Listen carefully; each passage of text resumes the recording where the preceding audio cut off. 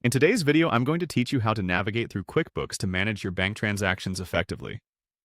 Let's dive in and get started. First, make sure you're logged into your QuickBooks account.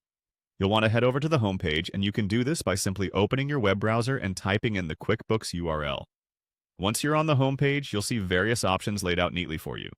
The first thing you will want to do is click on the option labeled Bank Transactions.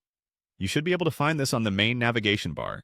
By choosing this option, you'll open up a new workspace specifically dedicated to managing all your banking interactions within QuickBooks.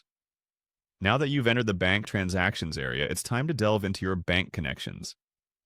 You should notice a small pencil icon somewhere on your screen. Clicking this icon is your next step. The pencil icon is a universal symbol for editing, so it makes sense that's what you'd click when making changes. With just a simple click, you'll be brought to a view where you can tweak details related to your bank account.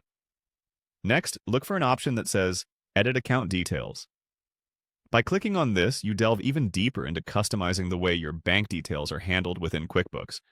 It's a handy way to ensure that all the bank account information that QuickBooks uses is accurate and up to date. This step is crucial, particularly if you've recently experienced changes in your banking arrangements or if you're just getting your business account set up correctly. Now, let's proceed to the final part of this walkthrough. On this page, you should see an option that states, Disconnect this account on save. This is an integral part of managing your connections, especially if you decide that a particular bank account is no longer needed for automatic updates or reconciliations. By selecting this option, you're essentially telling QuickBooks that it should stop any linked updates once you save this change. Be certain about this step, as it could impact the flows and data integrations you've set up in the past. Disconnecting an account should be a well-considered decision, typically taken when you wish to remove or substitute a bank account from QuickBooks. And there you have it. We've explored how to seamlessly manage your bank transactions in QuickBooks.